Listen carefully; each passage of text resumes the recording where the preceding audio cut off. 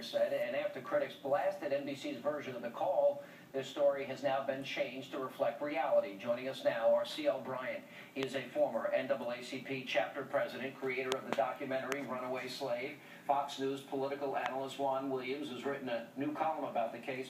You know, I'm looking at the headline on ABC, and from what we've heard, their headline is, Reverend, that Trayvon Martin video shows no blood or bruises on George Zimmerman. And they're looking at a distance from him in a police video after he'd been treated by medics.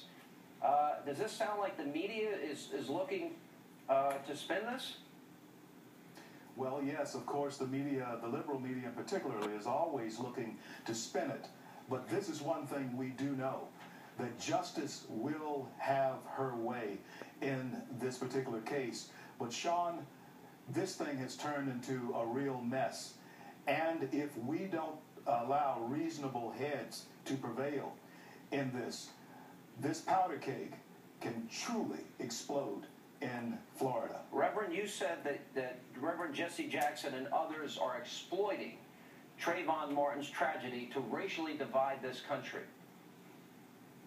And they have been doing that for a long time. It's odd that here in the year 2012, we're still having conversations that we could, in fact, talk about in the 30s and 40s and 50s. The neighborhood that this happened in is not a Rockefeller-type neighborhood. I think the 47% white population is there, and you have the rest of Latinos and blacks.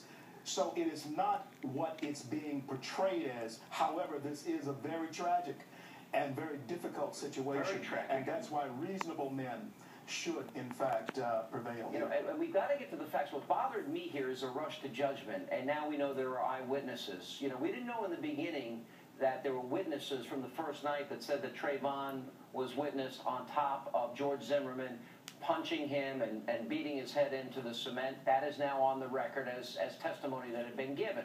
So we don't know exactly what happened, and I don't think we should rush to judgment.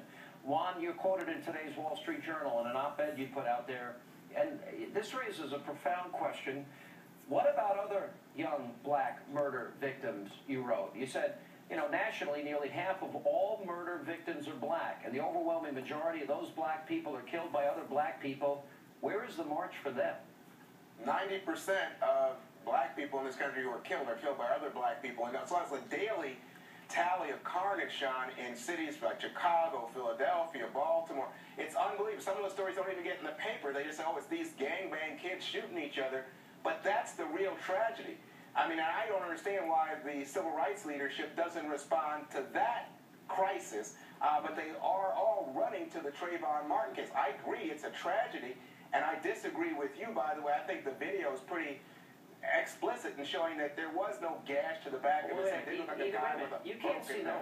Either he got medical help, either he had a broken nose and he had lacerations, or he didn't. We're going to find out from the police at some point. We got to find out if either he had a broken nose or he didn't. We don't know for sure. But the point is, look, you can't tell on that video. No, but the point is this guy ignores directions from the 911 call. Just leave this guy alone, stay away, and he brings a gun to the party. But his best friend is saying, and others are saying now in the police report, is that he was walking back to the car and Trayvon, and we don't know. This is why we're not rushing to judgment. We don't know. That's why we've got to withhold judgment. All right, look, I got to get this in, though. Let me play a tape of...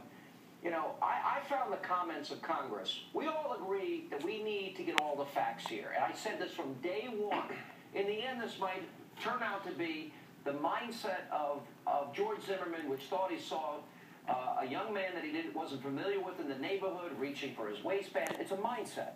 And then you might have a case where Trayvon Martin thought, who's this guy chasing me?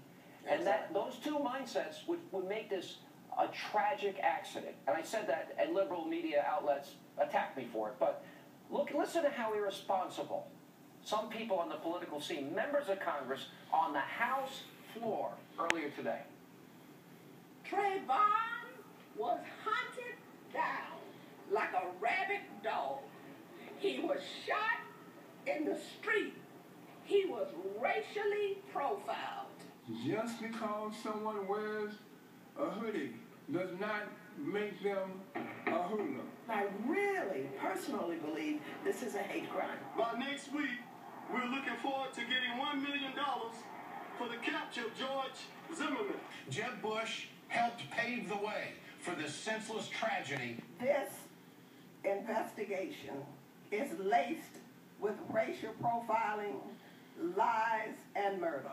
He was executed for WWB NAGC, walking while black in a gated community. Let's not play this double standard of trying to demonize who is dead. We have bounties. We have convictions in the court of on media personalities. We have political blame going on. Why even have a trial based on what some members of Congress are saying? Why even bother? You know, let's convict him. You know, on the House floor. No, See, but you know what, Sean? This is a moment when every black parent in America worries about their child being mistaken in this way for some kind of suspect. I got that, but what about, we don't know, Juan, wait a minute. We don't know the facts. How about before members of Congress and leaders and media personalities, before they convict on national TV and on the House floor, how about we have the facts before they go there and bring up racial implications that we don't know exist, especially from, you know, a guy that we hear is helping to educate for free minority politics. They're playing politics with this. Sean, this particular crisis will not go to waste. I don't care how you spin it, how the media spin it, how I talk about it. I believe they have found something now. It's tragic as it is. And regardless of, even though we don't know the evolving story, this particular crisis will not go to waste. And if it is not resolved, I assure you that those on the left will use this as a talking point to attempt to talk this president right back into office by placing fear, hysteria in the minds of people, as Juan said, who are already concerned about their children. We have a lot to get to tonight. Thank you both for being with us. And when we come back, we have Miami teens.